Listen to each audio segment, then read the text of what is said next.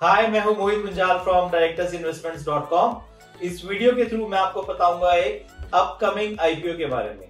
इस आईपीओ का नाम है इथियोस लिमिटेड। इथियोस से कुछ याद आया?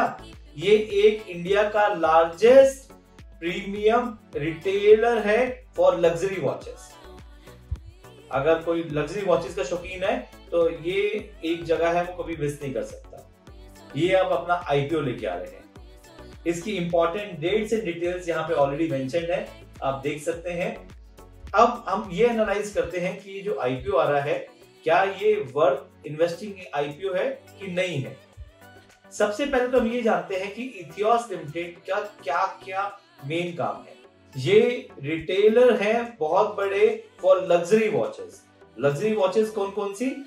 बहुत सारे नाम है, जो कि सही में कहें तो कई नाम ऐसे भी है जो मुझे भी नहीं पता, बट मैं आपको फिर भी बता देता हूँ। मेन नाम जो है वो है ओमेगा, IWC, शफाउसन, जग्यार, लेकाउल्चर, पेनिरिया, बुल्गेरी, लॉन्जिनस, टिसो, रेमनवील, लोइमिनेट, बलमेन एंड अदर्स।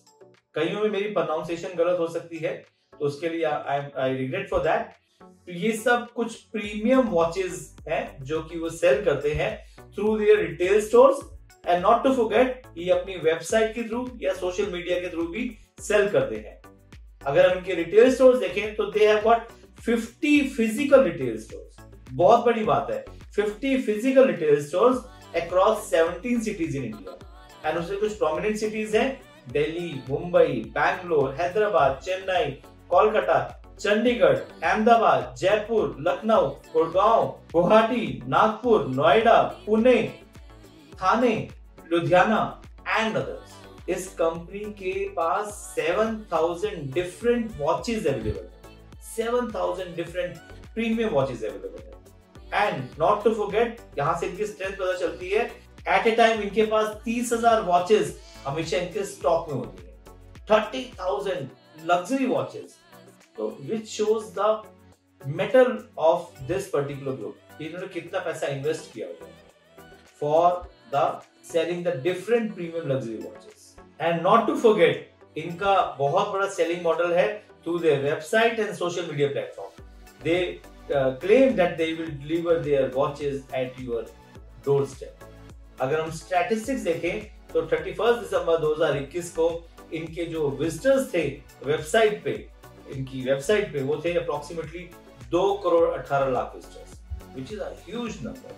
इतने लोगों ने इनकी वेबसाइट को विजिट किया था, which is a thumbs up, which is a big thumbs up कि वो रिटेल आउटलेट के साथ साथ वेबसाइट और सोशल मीडिया प्लेटफॉर्म पे भी अपनी प्रेजेंस स्ट्रांगली बनाया है। अगर हम इनकी स्ट्रेंथ देखें तो मैंने आपको बताया कि इनका जो फिजिकल स्टोर है, इनकी जो रिटेलर्स हैं, इनके पास जो वॉचेस कलेक्शन है, इनके पास जो वेबसाइट पे फुटफॉल है, ये एक इनकी बहुत बड़ी स्ट्रेंथ है। इसके साथ साथ इनकी जो स्टोर्स हैं वो स्ट्रेटेजिकली वेल लोकेटेड जगह पे है, बिकॉज एज आई सेड कि HNI कस्टमर या सुपर HNI कस्टमर जो कि प्रीमियम वॉच खरीदने आता है, तो डेफिनेटली उनकी location of stores is at a very prime place. इनको अपने सब्जेक्ट के बारे में अच्छी तरह पता है, तो डेफिनेटली जो इनका सिलेक्शन ऑफ वॉचेस है वो है जो कि इंडियन टेस्ट के हिसाब से है, तो they understand the Indian taste very well. इनकी जो रिलेशनशिप है with the customers is amazing. जिनको लग्जरी वॉचेस का शौक है वो डेफिनेटली इनकी शॉप पे बार बार विजिट करते हैं, and they upgrade their watches और they try to buy different watches. तो इनका जो एक लॉन्ग टर्म रिलेशनशिप है with the clients is amazing. इनकी जो खुद की एक्सपीरियंस टीम है वो अच्छी है, मैनेजमेंट टीम बहुत स्ट्रांग है और टाइमली इन लोगों को इंटीमेट करते रहते हैं अबाउट द टाइमली वो अपने कस्टमर्स को इंटीमेट करते रहते हैं अबाउट द डिफरेंट वॉचेस। तो एक बहुत ही स्ट्रांग नेटवर्क है and they are growing in that sector. अब कुछ स्ट्रेंथ बताई है तो कुछ वीकनेस भी बता देते हैं। वीकनेस सबसे बड़ी है, जो भी कोरोना आया था तो डेफिनेटली इनके स्टोर्स बंद हो गए या इनके स्टोर्स के अंदर फुटफॉल इनकम कम हो गया, वो एक बहुत बड़ा डेंट है। सेकेंडली, एक इंपॉर्टेंट पॉइंट है कि majority of the company suppliers के साथ उनका साइन कॉन्ट्रैक्ट्स नहीं और एग्रीमेंट्स नहीं, तो ये एक इंपॉर्टेंट पॉइंट है कि they can supply to the different people and they can supply to different retailers in India। तो डेफिनेटली वो जो इनका एक दी होल्ड ग्रुप है कि ये एक्सक्लूसिव मेरे पास मिलेगी, वो चीजें नहीं है। तो कहीं ना कहीं वो एक फैक्टर बहुत बड़ा मिसिंग है।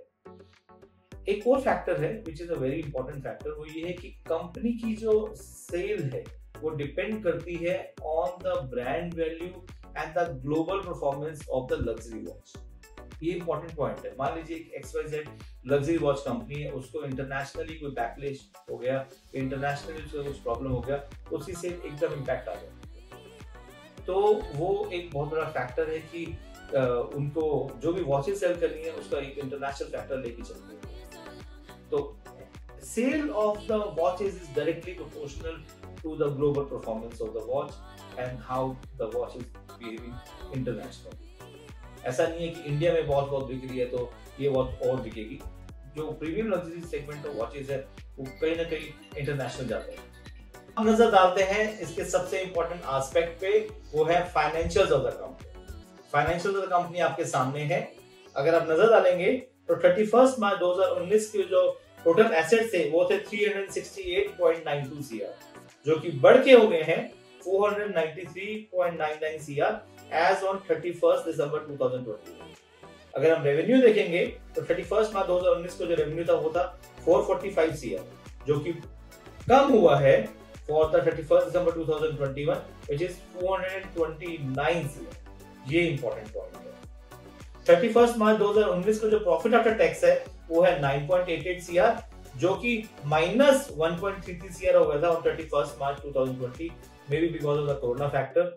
जो 31 दिसंबर 2021 को जो प्रॉफिट आफ्टर टैक्स है वो बढ़ के हो गया था 15.98 CR।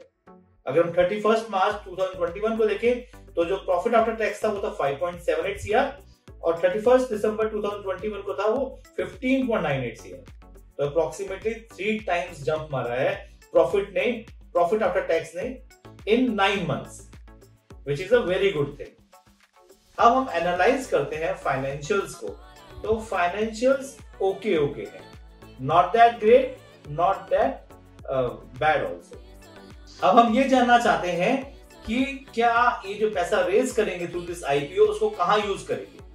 सबसे पहले they are using this money for repayment of certain borrowings. जी हाँ, कुछ borrowings. Secondly, they are going to use this money for working capital requirements. Thirdly, they are going to use this money for the renovation of their stores and upgrading their softwares.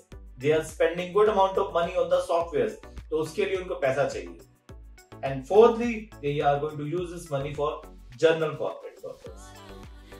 So in a nutshell, मैं ये कहूँगा ये इस company का detailed analysis है। Detailed analysis के बाद मुझे ये समझ आया कि ये एक प्रीमियम सेगमेंट के काम है। प्रीमियम सेगमेंट के लिए एक इनके पास जो क्लाइंटेज है वो रिपीटेड क्लाइंट है और उसी से ही वो आगे काम चलाते हैं and they are doing well. इनका जो फोकस है सॉफ्टवेयर पे and on websites and social media platforms, that is commendable और उसी की वजह से इनकी स्टोर्स की जो सेल्स है वो अच्छी चल रही है। मैं इस IPO के लिए पूरी तरह कन्विंस नहीं हूं। मैं सजेस्ट करूंगा अगर आपको इस IPO में इन्वेस्ट करना है तो एक लिमिटेड अमाउंट इन्वेस्ट करें। लिस्टिंग गेन्स के लिए तो ना सोचें। लॉन्ग टर्म के लिए you can consider investing into this. Short term के लिए मुझे ये स्टॉक नहीं समझ आया, तो आप इसको रखना चाहते हैं तो लॉन्ग टर्म के लिए रखिए। शॉर्ट टर्म के लिए मैं इस IPO के फेवर में नहीं हूं और पूरा पैसा प्लीज ना लगाएं। 1 लॉट या 2 लॉट से ज्यादा ना इन्वेस्ट करें। अगर फिर भी आपको कुछ डाउट है तो आप नीचे दिए नंबर पे कॉल कर सकते हैं। अपने क्वेरीज आप सोशल मीडिया प्लेटफॉर्म पे रेज कर सकते हैं। Me and my team will also guide you and help you and assist you for giving you the replies with regard to the queries which you raised. आप मेरे साथ इन social media platform पे जुड़े रह सकते हैं। आप मेरे YouTube चैनल को लाइक एंड सब्सक्राइब जरूर करें।